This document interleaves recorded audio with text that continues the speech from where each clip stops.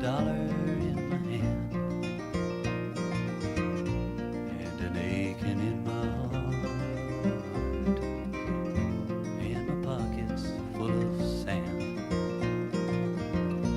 I'm a long way from home and I miss my loved ones so. In the early morning rain with no place to go, out on runway number 9, big 707 set to go. But I'm out here on the grass where the pavement never grows. Well, the liquor tasted good and the women all were fast. There she goes, my friend, she's a-rolling down at last. Hear the mighty engine roar, see the silver wing on high, see the silver wing on high. She's away and westward bound, far above the clouds she flies, where the morning rain goes.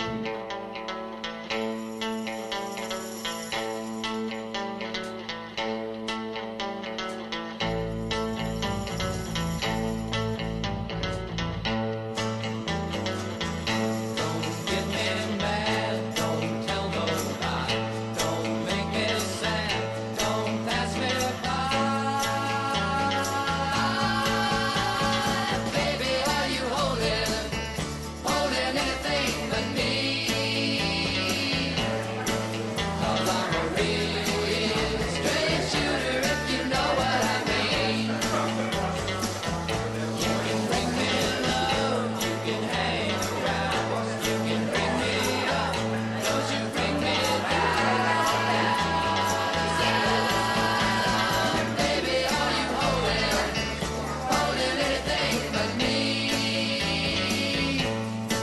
'Cause I'm a real straight shooter, if you know what I mean. I've been searching all night just to find what I'm looking for. Baby, baby, treat me right, or I won't come round your door. No more. You can bring me love, you can hang around, you can bring me up, don't you bring me down. Baby, are you holding anything but me? 'Cause I'm a real straight shooter, if you know what I mean. I've been searching all night just to find what I'm looking for. Looking for, baby, baby, treat me right, or I won't come round your door. No more. Don't get me mad, don't tell no lie, don't make me sad, just give me high. Baby, what you're holding, half of that belongs to me. 'Cause I'm a real straight shooter, don't you get me mad. Real straight shooter, I've been searching all night long. Real straight shooter, if you know what I mean. If you know what I mean. Very good. Oh, Dave, You were he's black. taking a picture. Sarah. Oh, too old for pictures. I'm not here with you. I knew I should have gone. Every time he looks terrible.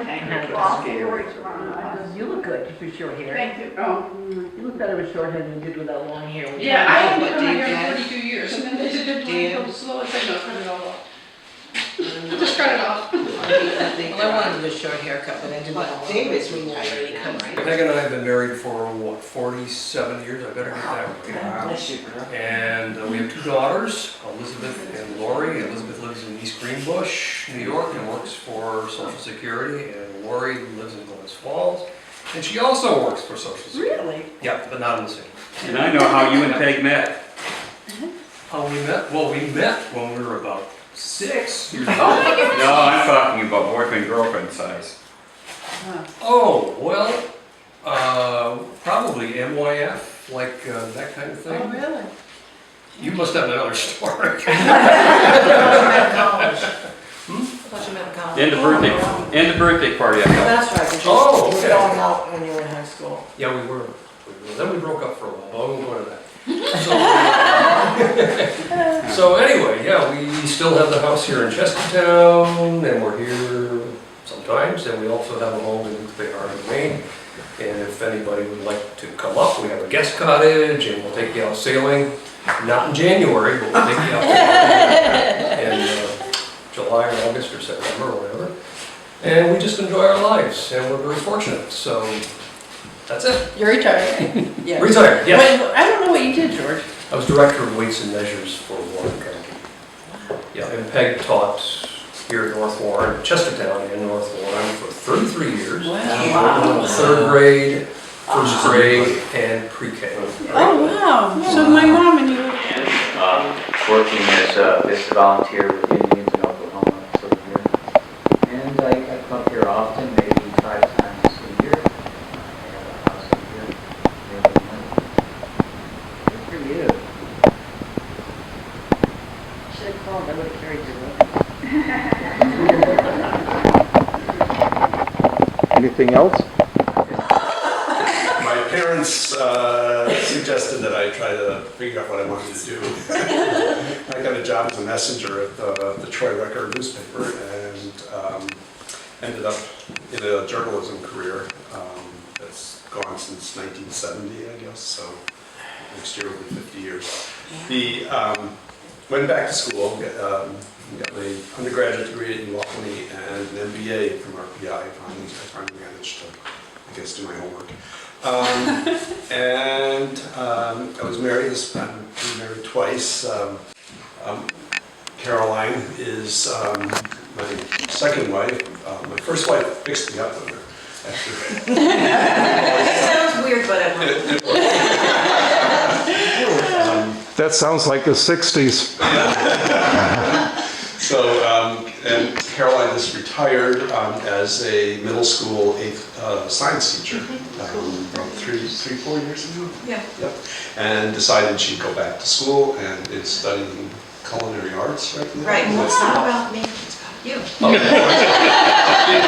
Mine's pretty. The people she worked for. Oh, I Where you worked. live. Okay, let's see. I worked at the Troy Record and a little weekly for a while before the Record hired me for in the editorial department. And from there I went. Our new owner decided to launch a newspaper in St. Louis, and I ended up going out there to cover business news. Our banker was Michael Milken. Some of you may recognize that name. He financed it. It was the early days of junk bonds. He went to jail. I think it was on Monday, and our paper folded on Wednesday.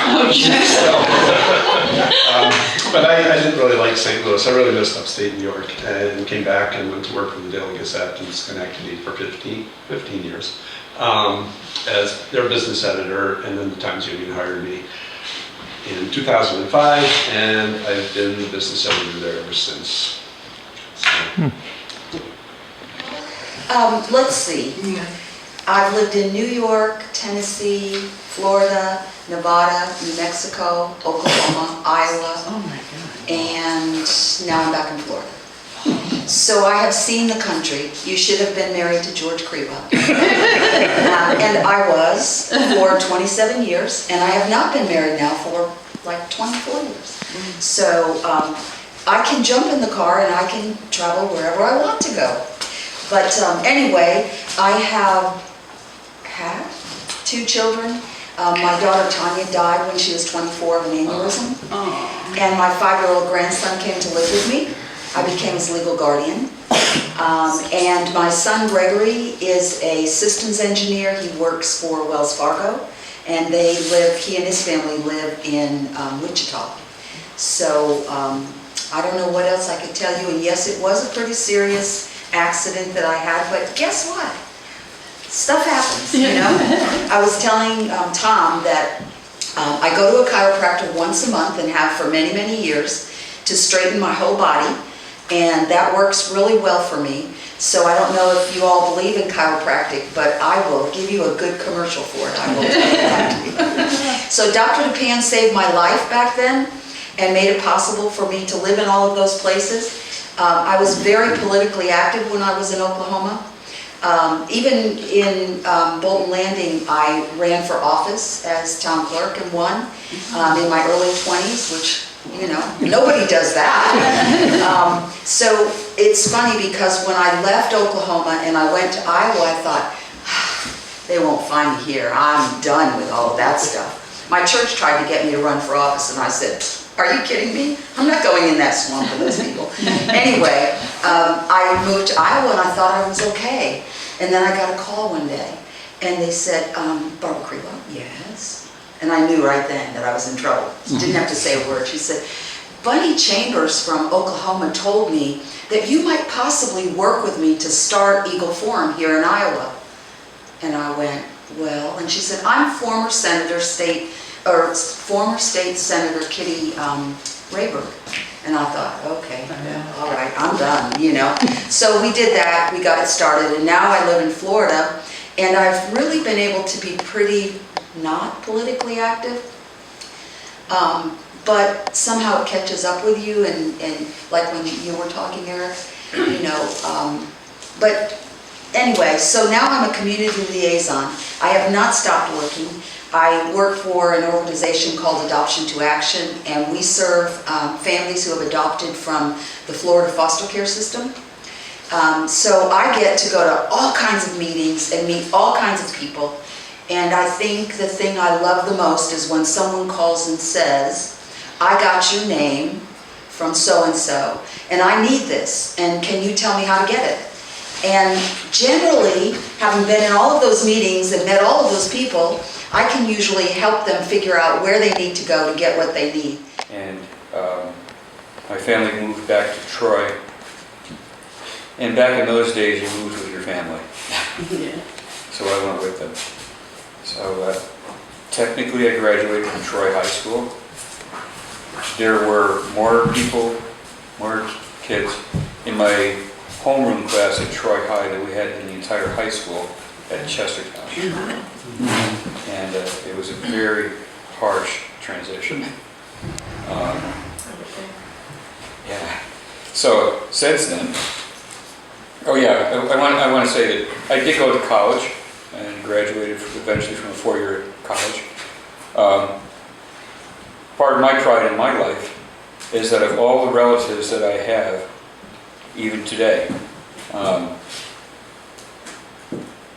it's sad for them, but for me, except for my children, I'm the only one who's gone to college, the only one who graduated from college. I do have a sister who dropped out, so I can't say she didn't go. But at any rate, I was also the first of all of our generations to graduate from high school. And I won a Regent Scholarship to go, and I went to Hudson Valley Community College tuition free because of it. And when we looked at the grades for it, you know, the score that we needed to have it, and I found out that there were 7 from the Chestertown class that made it.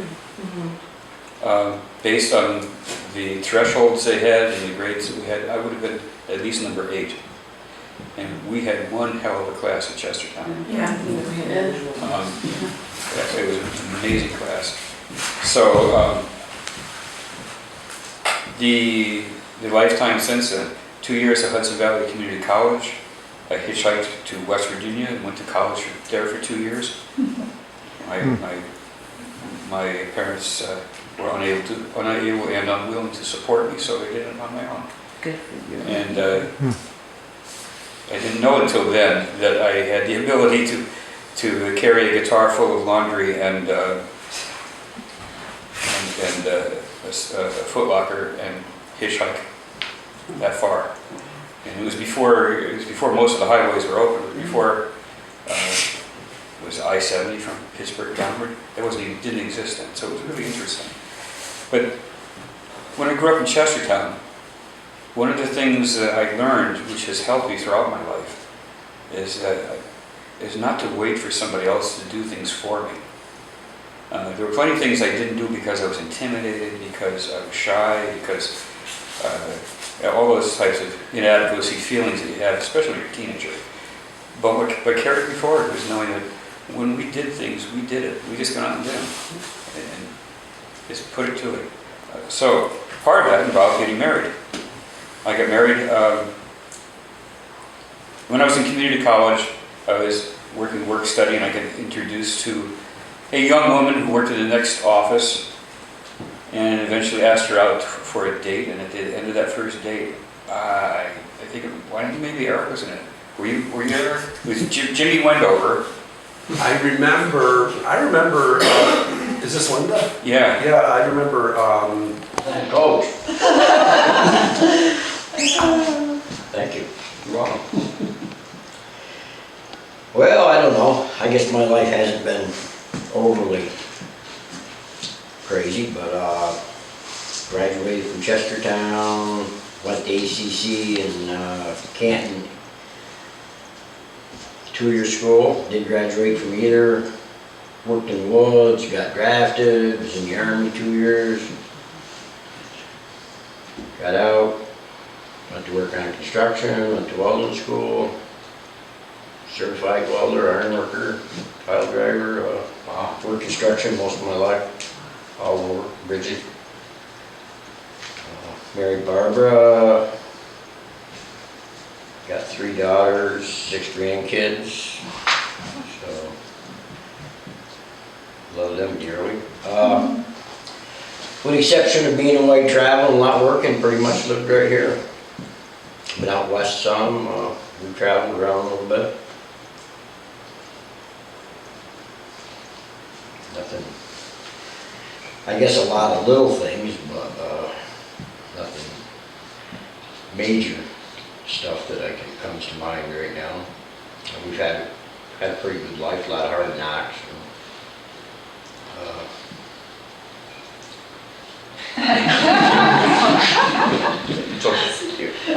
Yeah, it's all life experiences, I guess.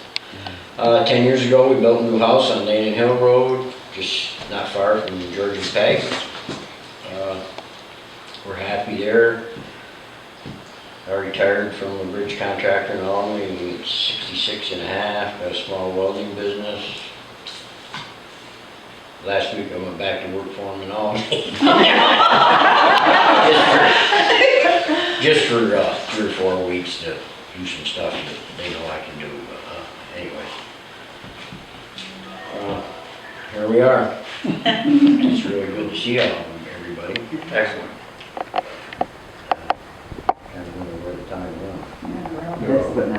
I'll be here. I really didn't. You didn't have a swimming pool, you didn't have dancing lessons, and I was ready to go right back to Syracuse. I had it. But anyway, thanks to Mrs. Wakeley, it all worked. Graduated from Chestertown. But I too was pretty like Thom. I was very insecure. And until recently, I never realized that everybody that thought I was funny in school just thought I was funny. Not funny. There was a reason. I was hiding things, Weird. okay? Well, weird too. What the heck? I can still be weird. But anyway. You were the hot girl. Yeah. Oh, hot. No, you Yes, were. yes. You were. Yes. Anyway, okay. I remember Coach making her get to the floor to measure her dresses and things. No, that was the nurse. But she was real Oh, athletic. I remember Coach Thom did it to you one time. She was real athletic too. Oh, yes. Yeah, really athletic. Yeah, you were his favorite. You were his favorite because you were a daredevil.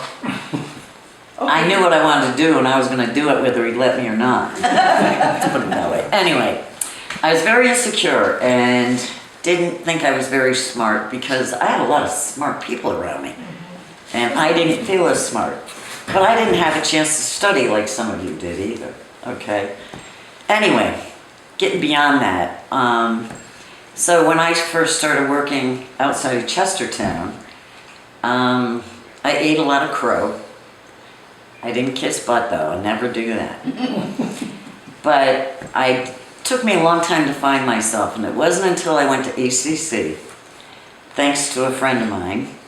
He drove me up there and said, there's the door, go on in and talk to the financial aid officer, and I did. And I was scared to death because I hadn't done that great in high school. So I was like, oh my God, what am I gonna take for a class? And I thought, well, I did pretty good in bookkeeping. I'll take one course and I'll take accounting. Well, I did, and I aced it. That's when I realized I wasn't stupid, okay? So anyway, went on from there, got my degree, worked in several places. Community Action Agency, I rose up to be the assistant director there, which was no big reward in the end. But anyway, I saw a thing on TV the other night, a Take Back the Night March that was happening in Albany. I started the first rape crisis program for Warren and Washington counties. Okay, under the auspices of Every Woman's Council. And so every year when I see that, it's like, geez, I did the first one down in Glens Falls. I've worked for several different nonprofits. I always find that rewarding. You don't make a lot of money, but it's rewarding. The most recent one I worked for was Red Cross. And that was weird, that was kind of a fluke too. Watching TV, Katrina had hit, they had this big thing go across the bottom of the screen.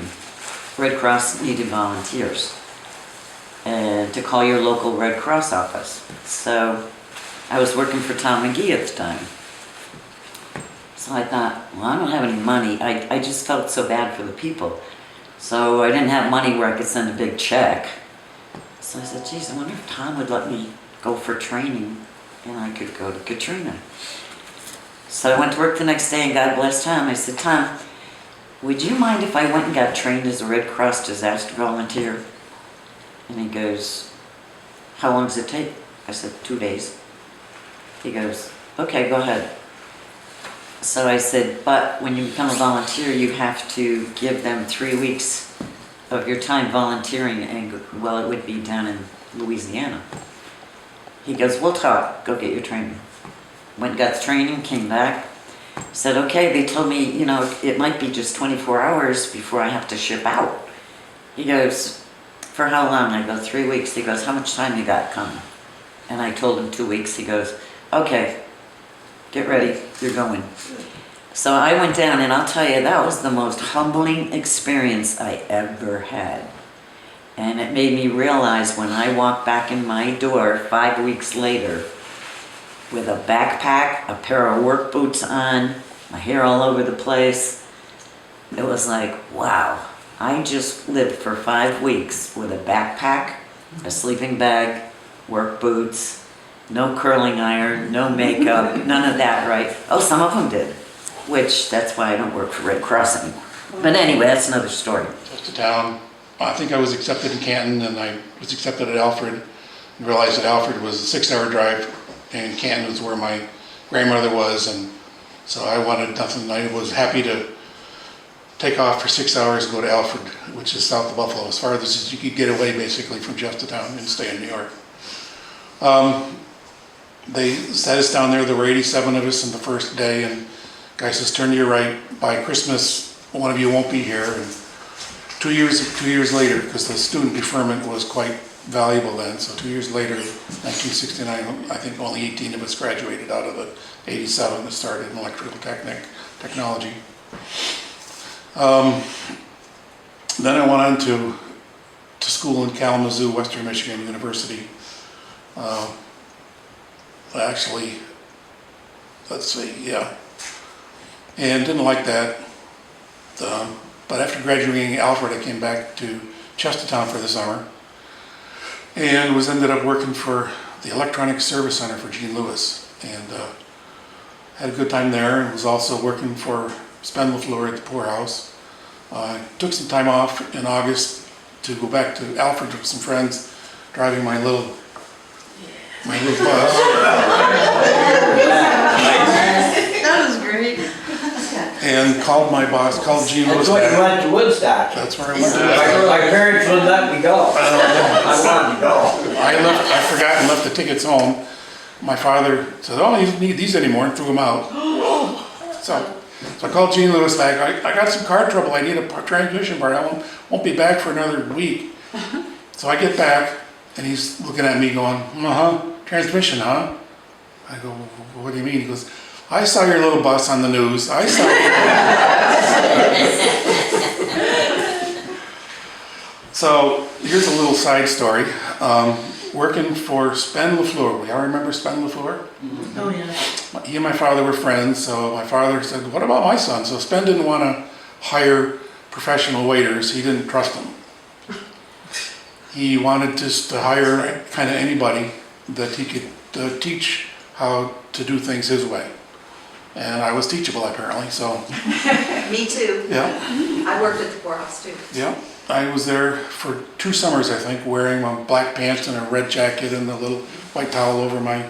One of the best stories is I was waiting on Spen's table, probably a table this size with people all the way around, and the wine is in the bucket over here in the ice, and Spen's ready for some wine. Got the wine glasses out there, so I pull the wine up and I pull up my corkscrew and I push it on the top and I start pushing down and turning, pushing down and turning, pushing down and turning. Spen says, "Why don't you just unscrew the cap?"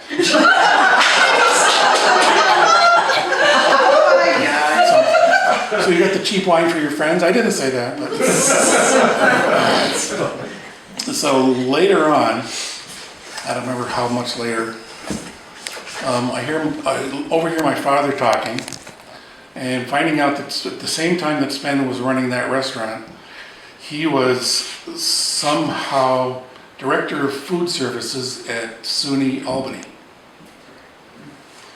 So he could order food for SUNY Albany. So he could order anything he wanted for food for SUNY Albany. He could, let's say, order the regular food for the students, and he might order some steaks for SUNY Albany. And let's say he could go down there with his station wagon at 8 o'clock at night on a Friday night and maybe take some of those or all of those steaks and bring them back to the poorhouse. And therefore the poorhouse looked like it was profitable. So when he went to sell it to some sucker, did I say sucker? He sold it to somebody, and presumably it went right out of business within a year or two because they couldn't make it work. I don't understand it. Chestertown. My daughter was having a hard time financially in Vermont, only making 12 or 13 bucks an hour. So we were sending her money. We finally said, we could save more money by moving it together, and taxes are a lot cheaper, $2,000 versus $6,000 on a nice house. So and I said, finally, I said, and the one in Florida will have a pool. Choom. So that's exactly what I was doing. Why I didn't make it to Chris's memorial or funeral. I was actually, there was a snowstorm at that time in November, and ended up loading up a U-Haul truck and driving it to Florida. I was able to stop at a motel room in Carroll as we drove through. And sorry that I didn't get to spend more time with Chris's mishap. So we've been in Florida with my daughter and 3-year-old grandson in the pool almost every day for the last 3 years, and more to come. And our goal is to be snowbirds, to find a place up probably in Vermont and be able to spend half the time up here, half the time back in Florida. So we'll have more time for more reunions. Has he black? I graduated from Chestertown, and after that I went to Cornell, and when I got there, it was bigger than my hometown. And so if I had a map and if I could find the building, then I had to find the room. I mean, it was really some of the, when I was there, I thought, I'll never have this much fun again. So a lot of responsibility, so many people my age. And plus my brother had been an intense partier in high school, and I knew my mother couldn't take two of us at the same time. So once I got away, it kind of freed me up a bit. Right, Chip, you can do this. But the best thing that I ever got from Cornell was this. Yeah, that stand there. It was a real politically active time too. It was an interesting time. I learned a lot that not in the classroom. But, and then after that, I didn't really, the job market was tough in '71. I didn't know what I wanted to do, and I came back and I worked at Glens Falls Hospital as a lab tech. And then I wanted to move to Albany. And interestingly, in that time, I developed a seizure disorder. And so I applied to St. Peter's Hospital to work in their lab, and they wouldn't hire anybody that had a seizure. And I'm like, well, that's very interesting. So then I worked at Albany Med in research in toxicology, and applied to medical school. And oddly enough, well, I didn't know what I wanted to do. And Stan said, what did you always say you wanted to do when you were a kid? Now, I watched Dr. Kildare and Matt Casey, you know. And I said, I always wanted to be a doctor. He says, then go for it. But I'd been out of school, and organic chemistry was behind me, and I'm like, really, I'm going to take the MCAT? But I did, and I got into Albany Med. Like they wouldn't, St. Peter's let me work in the lab, but they'd let me go to the OR. And that figured, you know? And then Stan actually moved up from Connecticut at that time and took my job in toxicology, and I went to medical school, and then I wanted to do family practice. And I ended up doing my residency in Flemington, New Jersey. And it was a great residency program. And we did our first call in the emergency room, and the director there was one of the first board certified doctors in emergency medicine as a specialty in the country. And he was very inspirational. And meanwhile, Stan would come down and visit every weekend, so he didn't get his PhD done in immunology. So when I finished my residency, I came back to Albany, which I did not plan to do, but I did. And philosophically, my heart was in family practice. I believe the family is the patient, and you really treat the whole family and all that. But for my personality, ER was my thing. So I got bored in emergency medicine as well, and I worked in Troy, Smearin Hospital, in the ER there, and it was just a great group. I had a great time there, I gotta say. And then my mom got older and older, and I felt like, you know, I needed to give more time to her. And if you took time off in the ER, it put tremendous stress on your coworkers, because there weren't a lot of us, you know. So then somebody offered me a job to become a medical consultant for the state of New York to the Social Security Disability Program. And I'm like, But, you know, then it gave me more free time to be with mom and everything. So then I did that. And that was a great job too. I never thought I'd like to teach, but I ended up teaching. They sent me to Puerto Rico to teach and all over. It was great. The state had money then. But let's see, when did we actually get married? I think we lived together 18 years. Oh, you kind of backed into it. Yeah. We've been together since college, but we didn't. We're never going to have kids or whatever.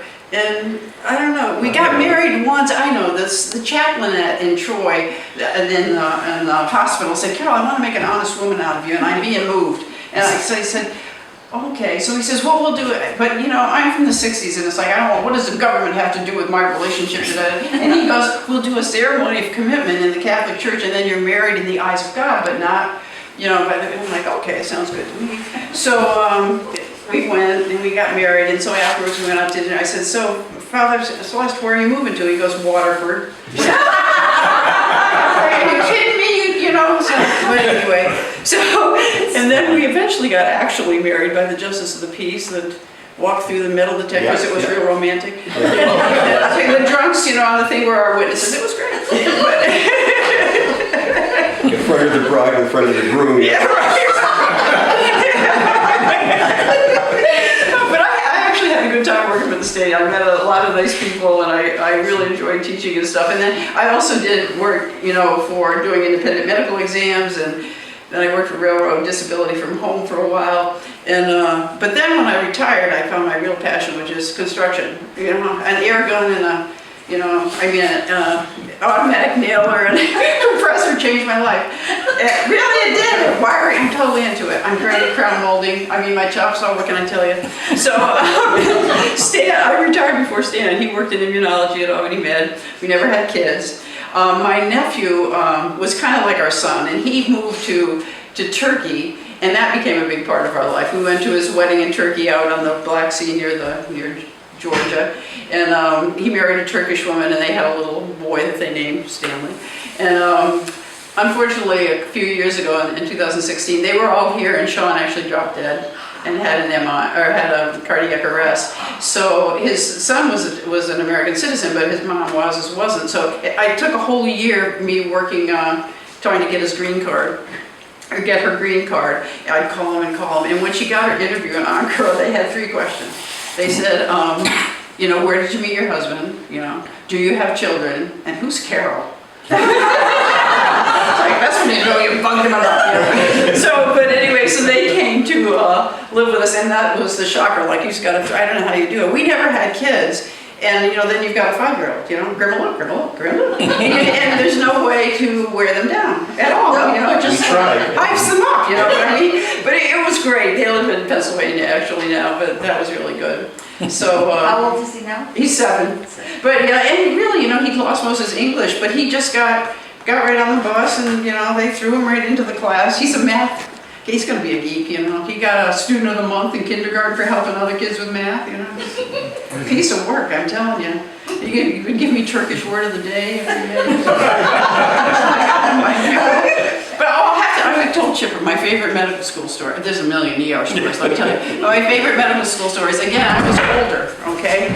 And so I felt like an idiot, actually. But because you follow the attending around like penguins, you feel like a jerk, and the poor patient, And at that time, most of the VA patients were men, okay? And they all had, and I was a smoker, by the way, and at the time, they all had the green pajamas, and they had the emblem, and they almost all had a unilateral amputation, and they could hold a cigarette ash, and it would get that long and not fall off. And I'm like, how do they do that? I just couldn't believe it. So we're on neurology, it's like, but we're on neurology round, so we're going around, and they've got this patient sitting in the middle of the room, and he's going to demonstrate nystagmus. Now, if you look, how the doctor has you follow and if you look way over to the side, your eyes will go like this sometimes, especially on certain medications or with certain diseases. So he was going to demonstrate that. So we walk in, we're in a little semi-circle, the poor guy sitting there in his pajamas and the emblem and the amputee and the cigarette ash. And so the neurologist gets up and goes, okay, now here, follow my finger, and he goes, there, you see those jerks? And the patient goes, yeah, I see them. It was yes, I had to leave the room. I had to leave the room. I went to college after that. I went to Albany State. Well, it was called Albany State then. Now it's University of Albany. And Eric said something about RPI that. What did you say that RPI told you they didn't watch anymore or something? Something like that, yes. Actually, my parents said, you better figure out what you want to do with the rest of your life. RPI asked me to leave several times, yes. Well, Albany State asked me to leave, but then later on at a party, somebody told me it was no disgrace. So, not really, it's a tough school, what can I say? And after coming from a school with 17 in your graduating class, having 15 in your freshman class, 1,500 in your freshman class is kind of tough. But anyway, be that as it may, I almost graduated from Schenectady County Community College. I took creative writing there, and I wrote a couple of stories, and my teacher sent one of them to the magazine, where it won an award. And you read it. Yeah. And I wrote another one, and I gave it to Chris Bozier. It was about my horse, or my sister's horse actually, Jojo. And he really liked it. I remember that. And he said I had a lot of love in my heart. Well, I really love Jojo. And after that, other than that, I like to travel. I've been on quite a few cruises to the South Caribbean. And I went to Scotland once. I like Scottish history a lot, so I went to Scotland. And when I was 23, I went to Europe. Before Scotland, I'd gone to Europe. The land among my siblings, I don't care, but my brothers do. And my sister wants to buy the sibling where the house is on. So they have, in order to split the land up, you know, they think that's You money. got so many acres for that going. Yeah. Exactly, so they haven't gotten around to it yet, so anyway, that's what the APA is doing. But when my mother's house gets sold, I will have some buckaroos. So that's about it, really. I mean, I've been retired from this New York State since I was 55. We own the whole damn now, so we know how old that is. Where did you work for the state? For taxation and finance, audit, income tax audit. Oh, so that was you. If you got audited by the federal government, the IRS, we usually work on IRS audits, and we did that from, so. But I retired when I was 55. I had a good deal, so it was brain dead, actually. So anyway, that's about it. I haven't really done anything else. I volunteered at Memorial Hospital for about 9 years. And now I don't do that. I'm hoping to travel soon. So we shall see. I guess sort of like my father, that made me very focused on my work and very, very linear. And for most of my life, I've lived in 2 states at once. And that makes it sort of impossible to have a good personal life. But I've lived in 2 states simultaneously since about 1975. And that's not exactly the sort of stable environment that gives you a family and kids and so forth. I wouldn't want to put anyone through that. But since my brother James was incredibly bright, it of course made me very competitive from day one. And I still like to tell my classes about how even in kindergarten, this is Wakeley's class, I would all but trample the other kids to be the first in line. And your mother would always send me to the back of the class. But I was always being compared to my brother, who couldn't really be compared to because he was so incredibly bright. And those, of course, were days where we didn't have advanced placement classes. So many of the teachers are always having to come up with special assignments for him that he'd be doing alone in the back of the room, especially in science classes. But he and I would bicycle together, we'd build shelters in the woods together. And it is sort of weird growing up in a spot where your family owns almost everything that I can see, except for the mountains in the far distance up there. So my mother would always say, you don't have to do what the other kids do. You don't have to listen to them necessarily. But she would always ask with each exam, now how did Carol Ann do? So very, very competitive growing up. And my parents were very, very different people.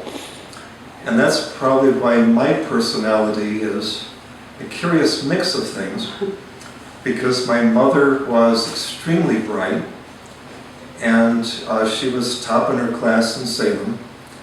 She started out at Skidmore, top in her class there. And she briefly became a seamstress in New York City for a year after Skidmore, but New York City was not for her. And she came back to the local area and got a job at Glens Falls National in Glens Falls. Well, at the same time, my father worked for the CCCs as a foreman. And he, of course, was drafted after Pearl Harbor. And at the end of the war, he came back to Chestertown, and my mother described him as the quiet guy in the back of the church. I guess somebody's got a little white car to move so I can get out. Oh, I think that's me, Marty. You all know Marty. Hey, Marty. Hi, Marty. Where you going? Marty has logged here for many years and logged many other places as well. Everybody in Chestertown knows Marty. Remember Donnie Cooper? That's Donnie's younger yeah, brother. Marty Cooper. And Stephanie, yep. with heavy things to be carried, like big telescopes. Marty's always the one who comes and does it. So he's been indispensable to this farm for a very long time. At any rate, at the end of World War II, my parents were both desperate enough because so many people during the war, couldn't get married because the guys were overseas. So they got married right after World War II. And my more academic, more social mother ended up here on a farm with my forester farmer father. And a curious mix of personalities, because my mother was always taking us to restaurants and also to museums. My mother would actually visit my archaeology digs all the time. My father never visited any of my digs. In fact, he thought archaeology was a total waste of time. And anytime I might be on the newspaper or on TV, folks might come to the house and say to my father, "We just saw your son on television." My father's response was always the same, "But he doesn't make any money." And with my brother, his response was, what good does archaeology do? Really? But only my mother was supportive in terms of career directions. Back during our junior year of high school, I remember listening to a couple of you talking about archaeology as a field, and how it sounded like fun and interesting. And I know Kevin was one of those. I suspect George may have been one of those. But for those of us who grew up with National Geographic magazine, that was sort of our one and only exposure to the rest of the world back then. And I really look forward to it every month. Not just because the Leakeys were in there, but because they had half-naked people from other cultures. And then there was the time where our parents were off somewhere, my brother and I were here. And I had this incredible collection of clippings from magazines and so forth. And for whatever reason, I decided I guess I'll burn them up in the stove. And my brother and I were sort of there chatting as I would throw my picture collection into the stove. When our parents finally returned, my father said, "The upper part of the chimney is on fire." And probably some of it was National Geographic pictures too. At any rate, as I listened to others in our class talk about archaeology, I knew that there were 3 different fields I would consider. Archaeology was one. The next was the theater, because in high school, when we did those plays, that was lots of fun. With our Arsenic and Old Lace, I was Jonathan, so I was the one with all the scars and so forth. And but theater looked nice. And also math. I really, really liked math. But when you grew up on a farm in the country, spending lots of time outdoors, you don't want to be indoors with an indoor job all the time. So I can say that for the last couple of months, when I've been in Glens Falls Hospital a lot, I have known every second I could never work in an environment like that. So many rooms don't have windows. It's like watching people rush up and down the hallways. It's like if you're a farm kid, having a job where you can actually be outdoors in the sun a lot is preferable. And but I've often said to students that because archaeology doesn't pay much, maybe I should have become a doctor. For the last 2 months I've realized I could not have been. I grew up in an outdoor physical setting like this, and I would have felt totally stifled, even if I got paid probably a lot more money. And college professors don't make a lot of money. At any rate, I started St. Lawrence at the same time as Stewart. And when I went to St. Lawrence, I applied under early admission, and I actually asked the interviewer, "Do you have anthropology and archaeology courses here?" Well, he looked at their catalog and said, "We have quite a few courses listed." Well, they had almost nothing at St. Lawrence. So I transferred out at the end of the sophomore year and went to the University of Rochester. And I went there probably partially because night after night I was the only one in the St. Lawrence library, except that there was a big exam coming up, and then I'd see a few more people come in. But I would read all the academic journals and found that a professor at the University of Rochester was mapping and digging the biggest ancient city in the New World, the city of Teotihuacan, Mexico. If any of you have been there, What'd you say it was? Teotihuacan, I've been to Chichen Itza. I've been there, but it's a long It's- distance apart. Yeah, okay. The city is just 30 miles northeast of Mexico City. I've watched all the ones that they've shown on PBS. It's covered quite a bit. Chichen Itza was way nice. And so Renee Millen became my mentor during my junior and senior years. And I was actually hired under his National Science Foundation grant to proofread his maps for the ancient city. Biggest mapping project ever done of any ancient city in the world.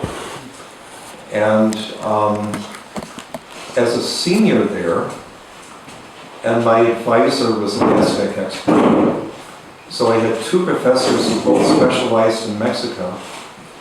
So as a senior, I of course had the draft after me, and I did get reclassified 1A, but I just wanted to do archaeology. I wanted to dig in Mexico, and I applied to all of the appropriate graduate schools. And I guess one fortunate thing with being a transfer student from St. Lawrence is that in terms of my grade point average and the like, they were only calculating my junior and senior years. So when I applied to grad schools, I was literally rated as the #1 student at the University of Rochester. So Harvard, Yale, University of Pennsylvania, everybody accepted me with maximum scholarships. And I decided to pick Yale because I heard that their Mexican professor actually gave his students lots of time. And so many professors in graduate programs, it's their personal research, you get used, and that's about it. So I went to New Haven, and my advisor and mentor was Michael Coe, who died just a few weeks ago. But the biggest name in Maya archaeology in the world, biggest name in Olmec archaeology, which is an even earlier civilization. And Mike's ancestors were also whalers. And my ancestors were whalers. Except there was the Starbuck side of Nantucket, and his folks were out of New Bedford. And for the Coe family, they then went into the oil industry in Pennsylvania. So they had tons of money. At any rate, I went through Yale on the William Robertson Coe Fellowship. And when I did my field work living in Mexico, Mike's family actually paid for my field work in Mexico. So having him die very, very recently, it's like, wow. He was the person who told me to write popular mass market type books and not just academic monographs all the time. And Mike would often visit my digs. And he also had the same sort of waspy background that I guess I have. So it was 2 or 3 years ago that Renee Millen, the Teotihuacan person, died. Now Michael Coe has passed. And of course, whenever I'm talking in a classroom or doing assignments or doing projects, I'm constantly remembering all of the things that they told me. Because things don't really originate with us. Some things come from a mother, some from a father, some from siblings, some from teachers along the way. I remember Ruth LaFlure saying to me she was sure that I became an archaeologist because of her as our history teacher. Well, that may have been a factor. I'm not sure if it was the biggest factor, but I liked history. But it was when I was at St. Lawrence that my advisor was the theater professor, and I kept hearing there were no jobs in the theater.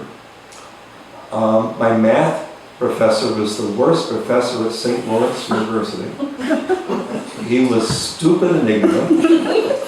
And I remember in our calculus class, the first year at St. Lawrence, there were probably 40 of us in the room, and he'd be up at the board writing formulas, and he'd get stumped every minute or two.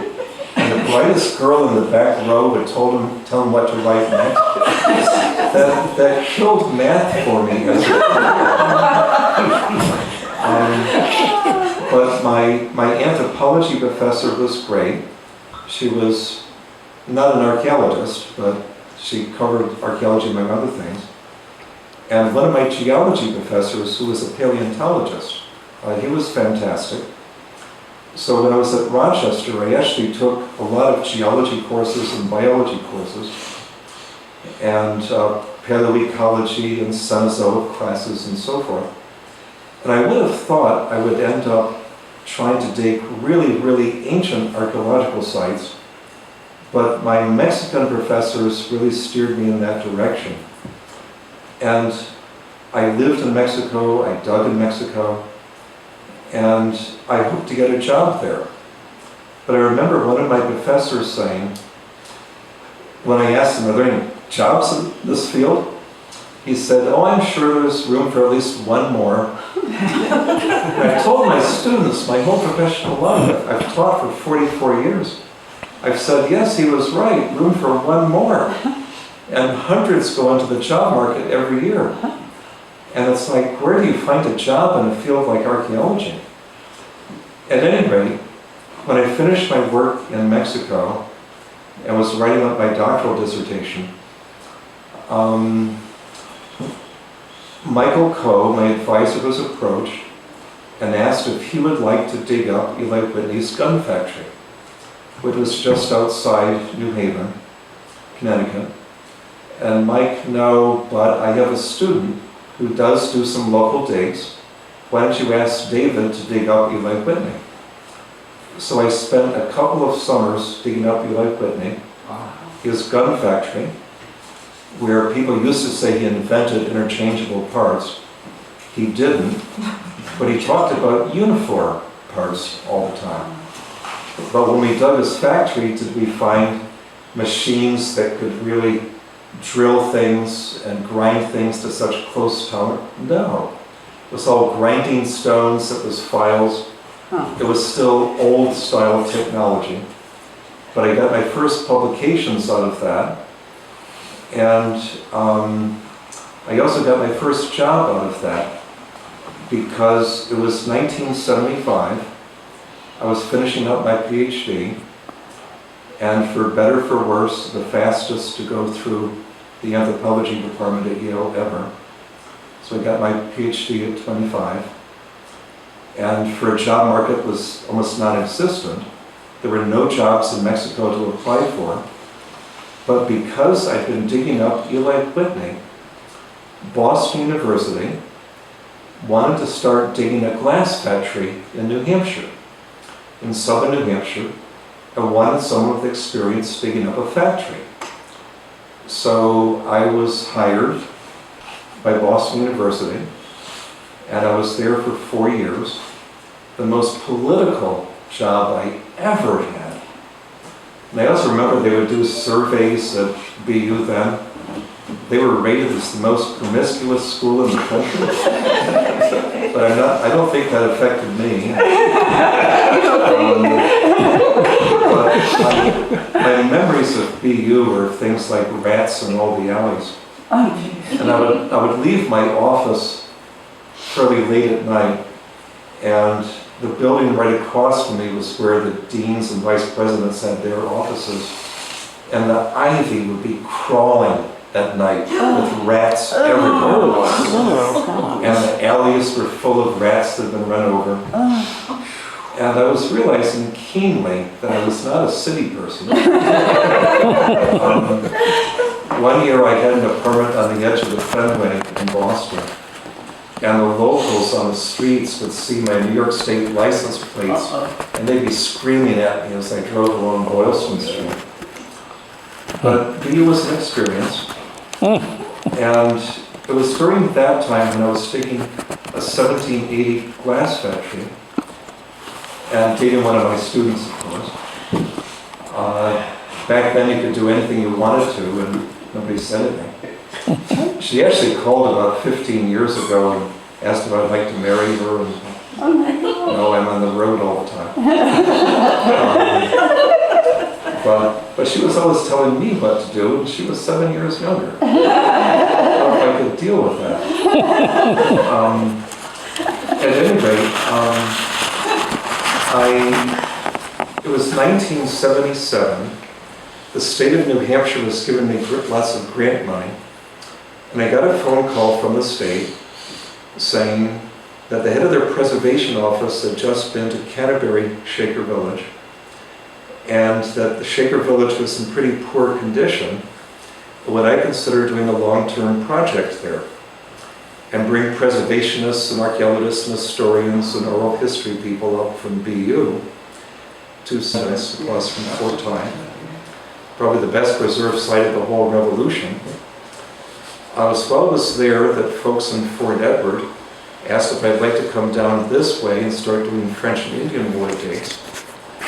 So I dug on Rogers Island, where Rogers Rangers were based. I've dug there on and off since '91. I dug at Fort William Henry for many years, Lake George Battlefield Park.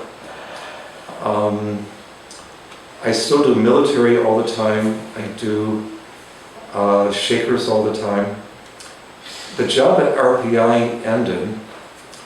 They weren't willing to tenure the position. They promoted me, but without tenure. So my last year there, I applied for a job in Plymouth, New Hampshire, at Plymouth State, because I knew some people there. And I was seeing someone, a former student there. And just before I was interviewed for the job, she told me that she had started seeing somebody else.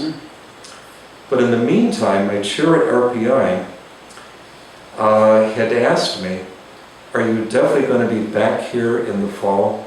Because I was heading up their graduate program. And I said, I'll probably be back at RPI, but I do have one job application out there. She walked down the hall to Tom Phelan's office at that moment and killed my job because I had applied for a job someplace else. And so at that point, I had to back out of the job in New Hampshire because that lady was seeing somebody else now.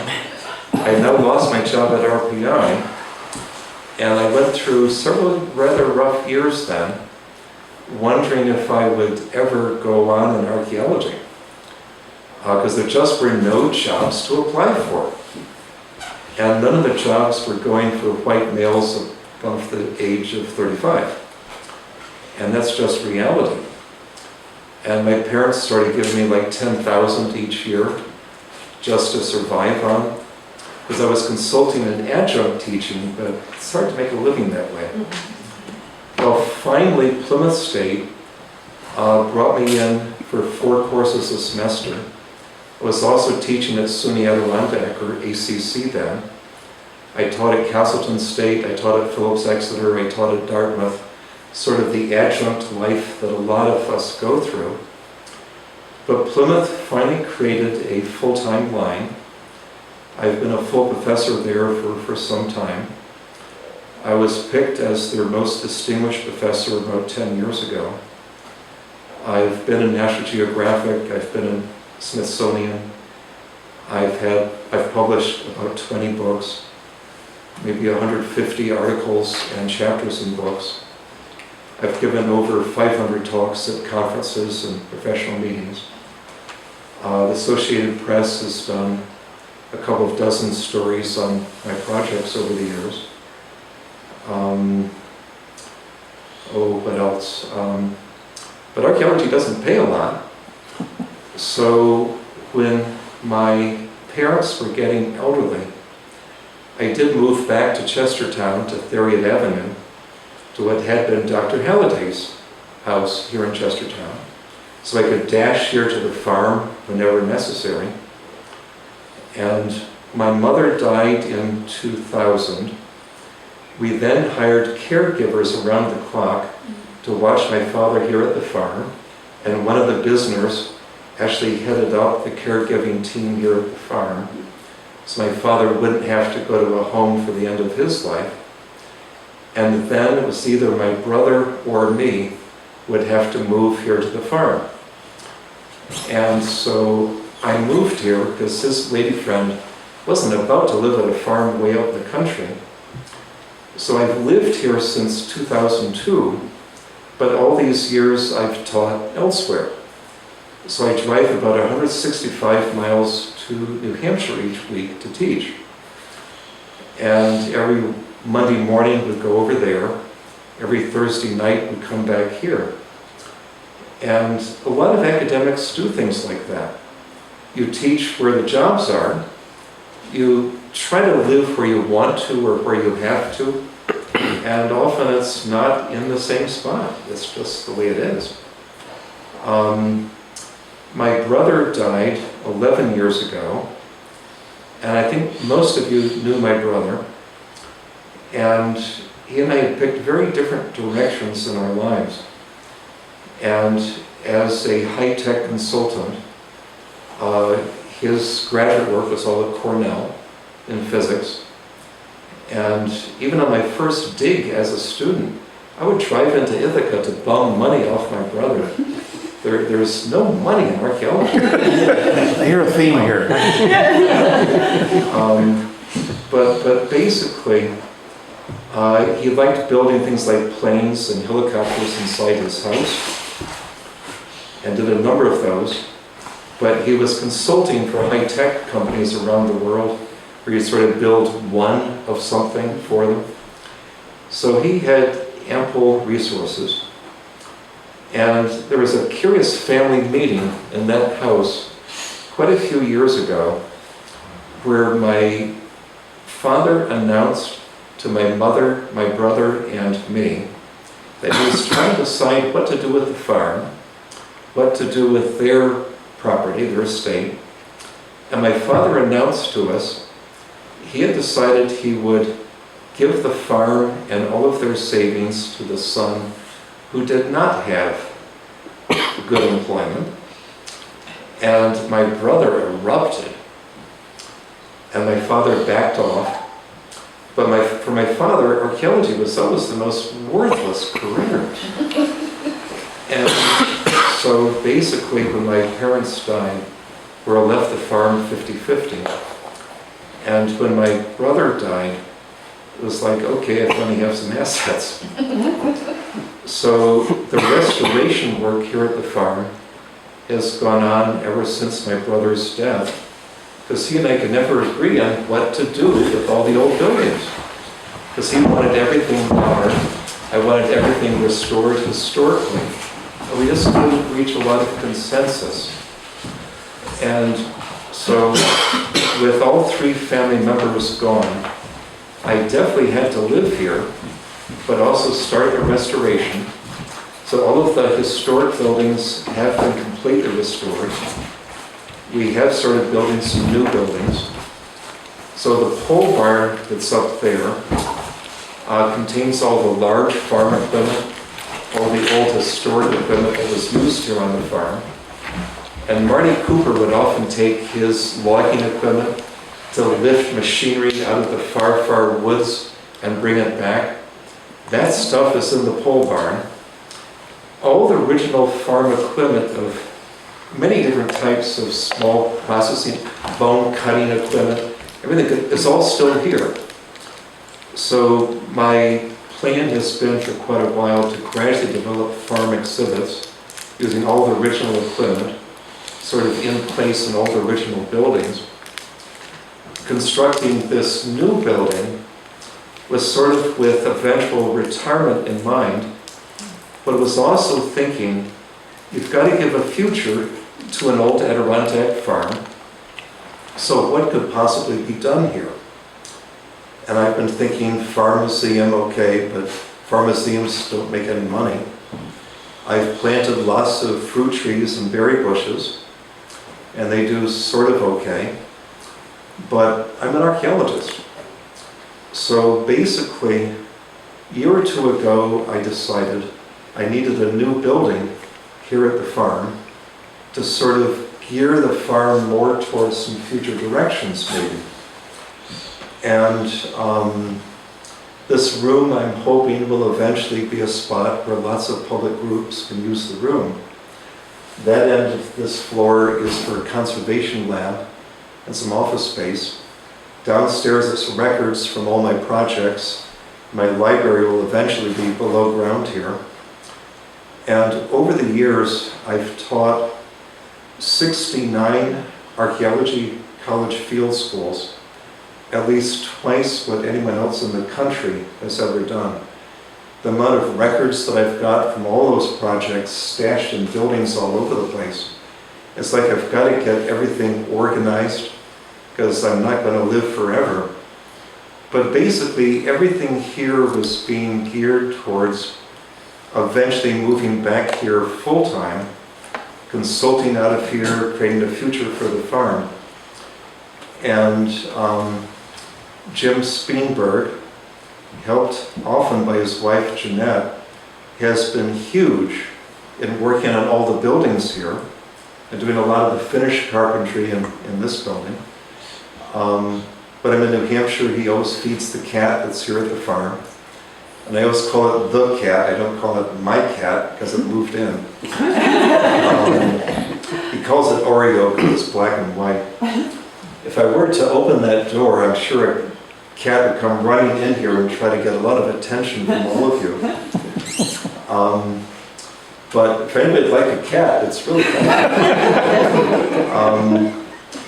In the summertime, when I'm doing local digs, I often have students stay here at the farm. Actually two of them, different years, said that one of the rooms in the farmhouse is haunted. Oh, jeez. Well, that was my bedroom. But it was also the room where my father's father died. It was at the end of World War II, and my father was coming back from France, and he'd served across North Africa and then Sicily. And my grandfather was working up in the barn, and a pulley fell and crunched him on the head. And his last days were spent in what we call the polka dot room because of the wallpaper. And as my father came back from the war, his mother made him promise to stay here on the farm, at least until she was gone. And he'd always planned to be a forester, because that's what he was trained in. But he promised to stay at the farm. And I know that's one of the reasons why the highest goal for me has always been to make sure the farm stays in the family and has some sort of future. Because it is hard to do much with farms in the Adirondacks. And yet, my family has been here since the 1790s. The Leggetts have been here since the 1790s. I'm as much Leggett as I am Starbuck. Jerry is as much Leggett as he is Starbuck. But how do you find a future for a place like this? So I will say that this summer, nobody in my family had ever had cancer, although my father had a little bit of skin cancer. But at the start of the summer, my system started to change, and I never really thought about it. And it wasn't till just over 2 months ago, I was at the hairdresser, and yeah, you all remember me as the guy who went bald and had gray hair and gray beard. And all sides of my family would go bald and gray. And looking at that footage of our reunion from 1992, there I am looking like I'm already in my 60s or 70s. It was 1995 that one of my lab folks said to me, why don't you do something about it?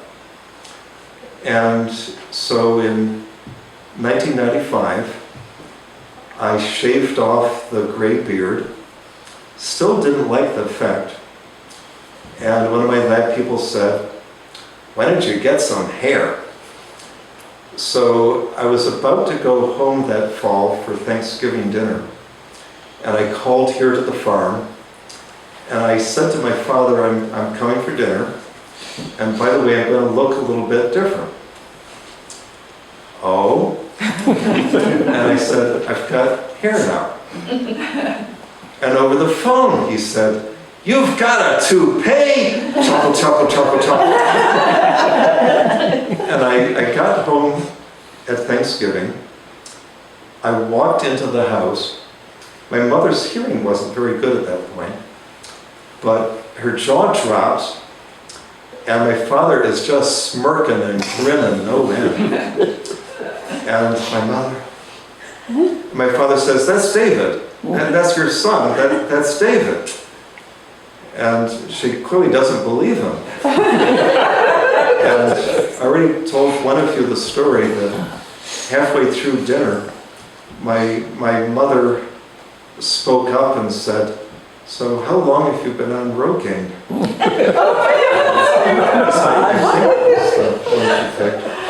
It was some sort of hair treatment.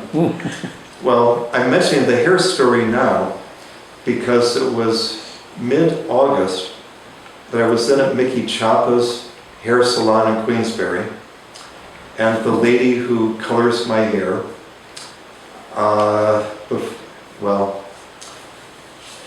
she looked at the top of my head and said, you're tan. You're so tan. Is it because you haven't been wearing your, they call it a unit. Have you been wearing your unit? No.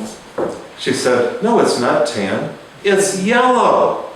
The top of your head is bright yellow. It could be your liver. You've got to get to a doctor fast. And I looked in her big mirror. Yeah, my eyes were bright yellow.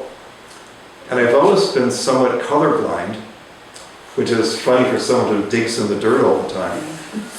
But yeah, my eyes were yellow. And I met with one of the doctors the next day. They sent me right down to Glens Falls Hospital. And they did a CAT scan and so forth. And of course, I've got everybody under the sun saying, you don't want to go to Glens Falls Hospital. And everyone's got their own favorite hospital. And I would tell the doctors and nurses in Glens Falls, it was my hairdresser who said I had to come. And I swear half the staff at the hospital know the hairdresser story now. But basically, I said to them, I have never been admitted to a hospital in my life. Never. I would go there to deal with my parents at the ends of their lives. But a word like cancer had never occurred to me. Right through all of this, our family doesn't get cancer. This is the high cancer part of New York State. At any rate, I thought I had maybe stage 2 or something like that.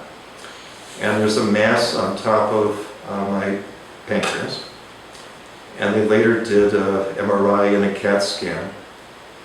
So I do have cancer in my liver as well, and in my spine. But you learn from these situations. And I spent several nights in Glens Falls Hospital, and one of the cancer specialists came in. It was probably about 8 in the morning. And you don't get any sleep when you spend a night in a hospital. I think you all know that. But I had never been exposed to that. They come in every hour or two to ask you the same, when were you born? What is your name? And it's like, I don't give my age to anybody. My students in my classes, I'm not going to tell you. They pull out their laptops. I know, but they don't dare tell the rest of the class or they'll give them a bad grade or something. So the last 2 months, to have to give my age probably 500 times or more drives me crazy. But it was about 8 in the morning when the cancer doctors came in.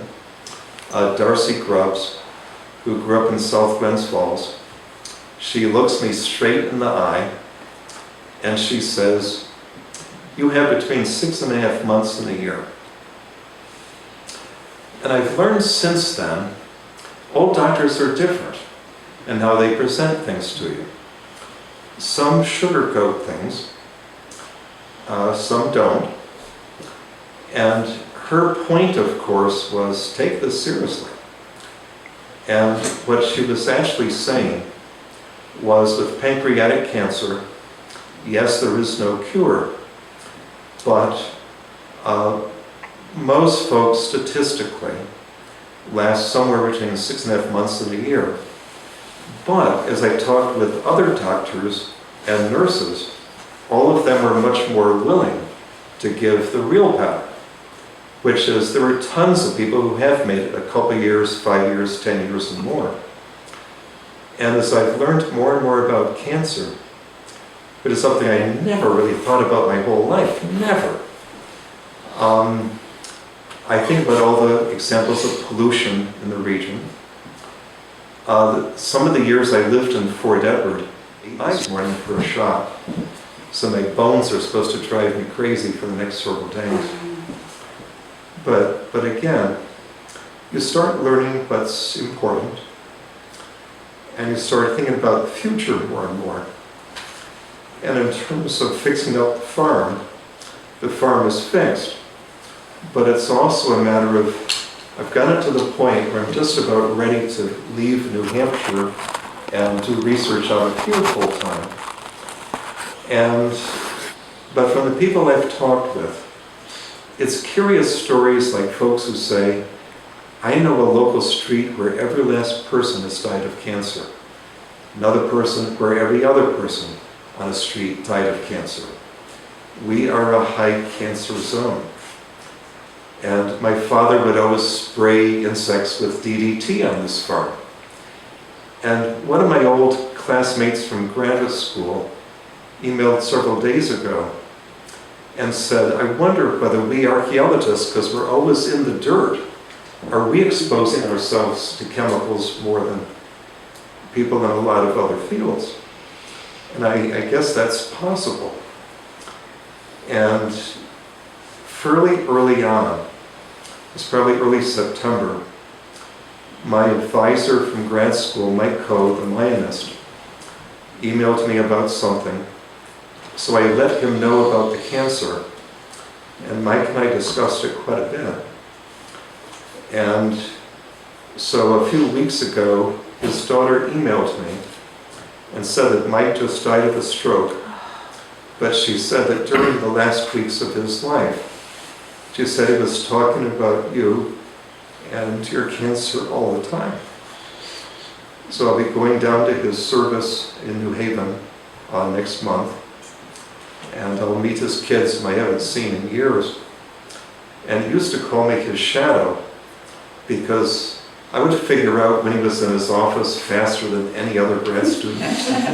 His Volkswagen van would come into the parking lot at Yale, and the name Olmec, the ancient civilization, was on the license plate.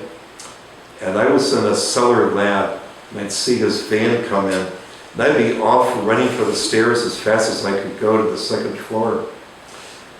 Because most professors who publish a lot, they would stop by the office, grab a book they needed, and dash for home again as fast as they could go. And I'd always be there at the door waiting for Mike. And that was when he started calling me a shadow. But you learn from a host of experiences in life. And for me, it's been a more academic life than a family life, if you will. But at the same time, we're always shaped by family traditions. So right now, it's like every time I see Dr. Darcy Grubbs, every week or two, I love to remind her She told me I had 6.5 months to a year. And as we've discussed it, doctors, as some of you know, you figure out the personalities of your patients very quickly. You read them.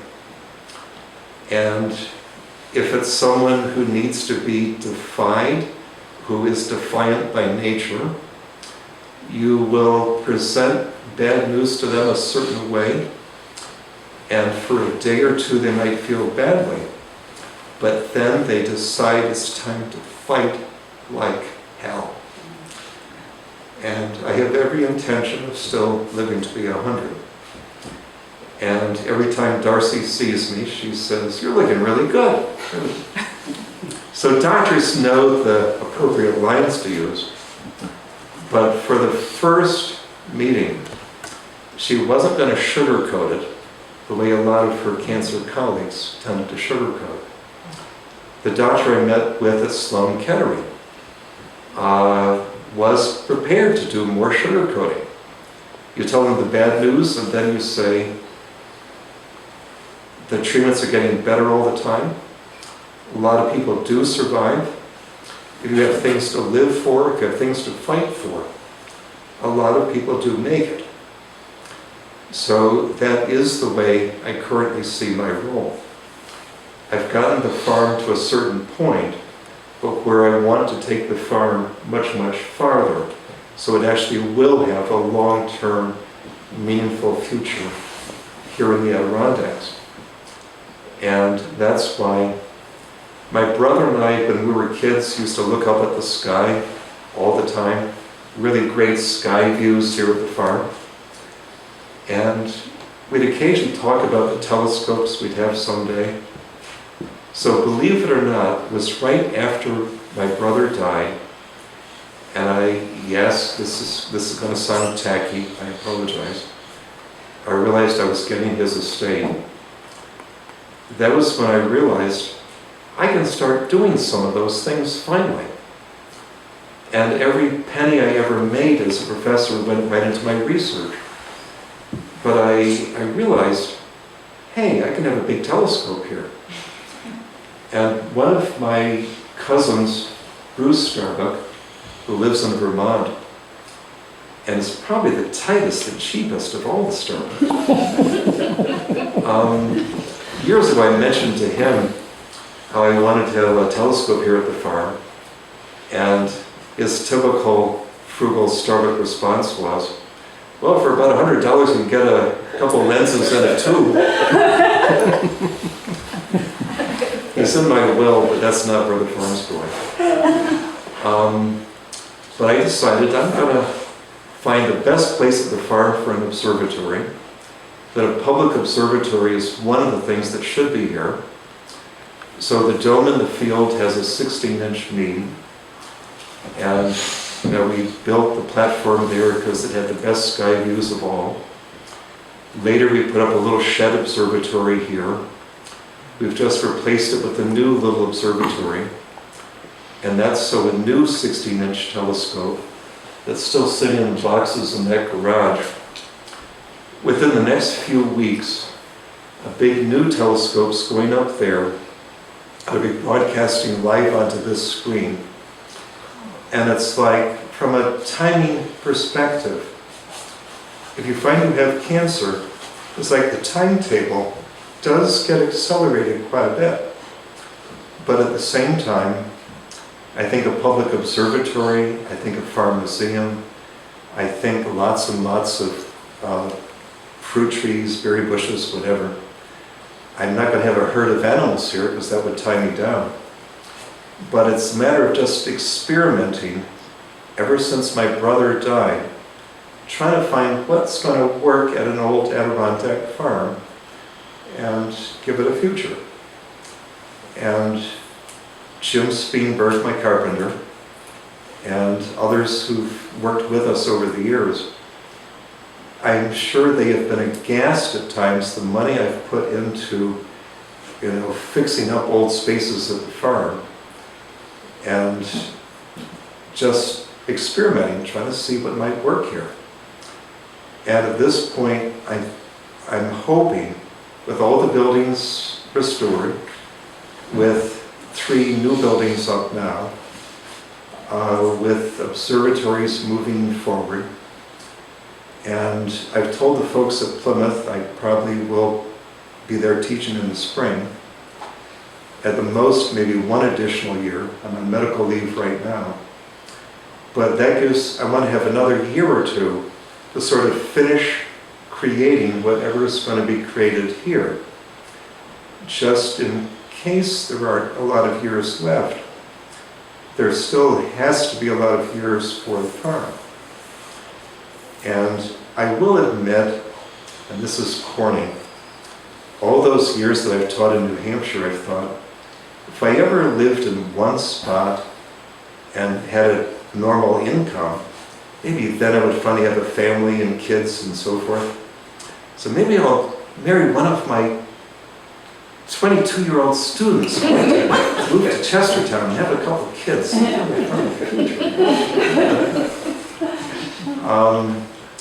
I had a lady friend several years ago who said to me that you guys in your 60s, you're not interested in anybody in their 60s, you're only interested in women in their 20s. And there are a lot of stereotypes like that out there. I don't know what the truth is, but I will say that archaeologists tend to talk a lot. We live to discover things. We love press coverage, it's true. I don't know how many times I've been on the front page of the Post-Star, but I enjoy much more all the times I've been in the New York Times. I've been in the Times Union plenty of times. But I live to find things. And I guess it's good, the very first dig I was ever on, it was a Mohawk village in the Fonda Fultonville area. And the first Native American trash pit I dug was full of stuff, great stuff. And I think that was when I knew for sure I was going to be an archaeologist. And every summer I have folks come to dig with me. So over the years I've had at least a few thousand people dig with me. More volunteers than credit students, actually. I've had thousands of students in the classroom over the years. But do I live to teach, or do I live to discover things? It's the discovery that the archaeologists live for. And every summer when tourists come, they always ask the same question. What is the best thing you have ever found? And it's going to sound a little bit corny, but I have had hundreds of people ask me that question. And when you've done a lot of digs in a lot of places, I dug in Scotland for years on the site of Loch Lomond because my mother's McFarland ancestors came from the Loch Lomond area. So I have lots of things I could mention, but the 2 things that especially come to mind, there are 2 pictures up on that wall, and a few of you know what's represented there. How familiar are you with the name Jane McCrae? The most famous woman scalped in early America. I was at a meeting in Fort Edward, and I was told that a relative of Jane McCrae, who was murdered in 1777, that a relative had been writing from Ohio saying, everybody's forgotten Jane McCrae. What can you do to bring her back into discussions? And I said, maybe we could dig her up. I have dug up a number of people over the years. I teach forensic anthropology, among other things. I work with bones a lot. So I contacted the relative. I contacted my attorney in Hudson Falls. Contacted a lot of forensic friends from New York State Police and elsewhere. And we actually got permission to dig up Jane McCrae. The History Channel did an hour-long show. And the lower right picture, that's not Jane McCrae's skull, we found a second woman in the grave with her. It had been the third grave for Jane McCrae and the second grave for Sarah McNeil, whose house she was hiding in when Native Americans came to Fort Edward and grabbed both of them. And Jane was killed and scalped. And as a result, that's why so many folks showed up at the Battle of Saratoga to fight the British, because they were incensed that Native Americans would do that to a very innocent young woman. Sarah McNeil lived another 20 years, and some of her descendants still live locally. John Austin, the judge, died recently. Fred Austin is still kicking in Lake George. But they're direct descendants of Sarah McNeil. And it's fun spending time with DNA people. We did a lot of mitochondrial DNA stuff over a couple of years. And for a while, that case was the oldest case of ancient DNA worked on by the US military down in Maryland. The upper left picture is from the filming of the show for the History Channel. They did an hour. I got calls from a lot of television producers around the world wanting to do the story. And I picked a firm out of Chicago. They came and filmed. And one of my long-term diggers portrayed Jane McCrae. We did not find her scalp in the grave, so we weren't sure what to do with the hair. So we gave her long, impressive-looking hair. And the family said to me, "We hope you don't have our relative getting scalped on that show." I actually called out to Chicago, "Oh, it's only for a couple seconds." They repeated the same couple of seconds of the scalping like 20 different times on that hour-long show. It was, oh gee. But the family doesn't seem to be mad at me, so that's okay. But in terms of highly visible projects, that was a fun project, very exciting. Spent a lot of time with police. The police do call me in occasionally. I've been to a number of the police forensics conferences in Albany over the years. The other thing that I sometimes mention as a very fun find, and I try not to tell the story in Fort Edward very much, but we started digging a merchant's house back, almost 20 years ago. And it was a house that burned down in 1758, full of all these supplies he was selling to the British Army. And there were 15,000 British soldiers in Fort Edward.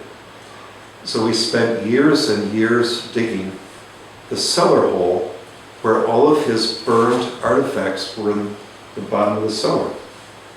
Bayonets, tons of coins, lots and lots of wine bottles, over 10,000 chunks of wine bottles. I finally had to buy the site, and all the artifacts from that site are either on display or they're in the cellar of my house right now. And then we went back for one more season in 2013 and actually found a rope. We removed a huge, it was Marty Cooper who cut down a huge tree over one corner of the cellar. Jim Speenberg helped drag it out of there.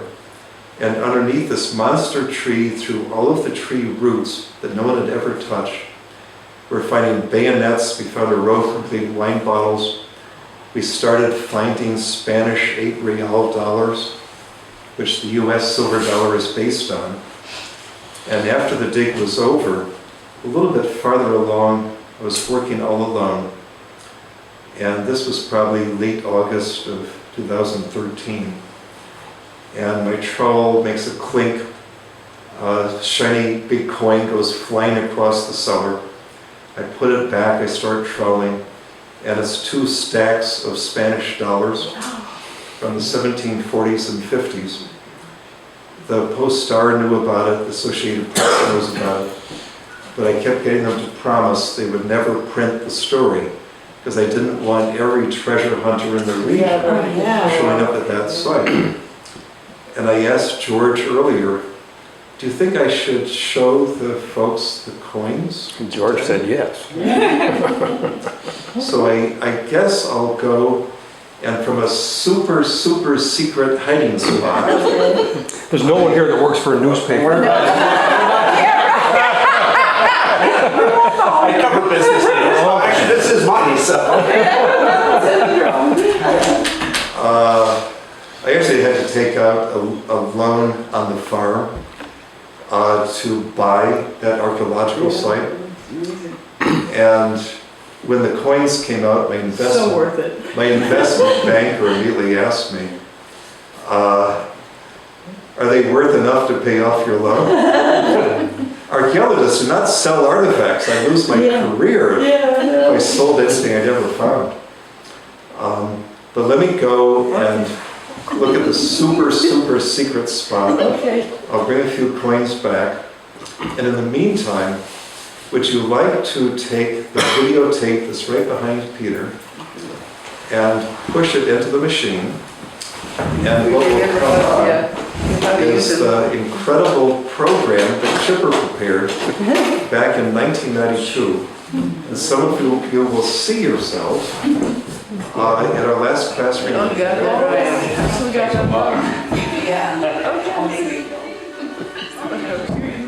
I call your name, but you're not there. Was I to blame for being unfair? Don't you know I can't sleep at night since you've been gone? I never weep at night. I can't go on. Don't you know I can't take it? I don't know who can. I'm not gonna make it. I'm not that kind of man. Don't you know I can't sleep at night? But just the same, I never weep at night. I call your name.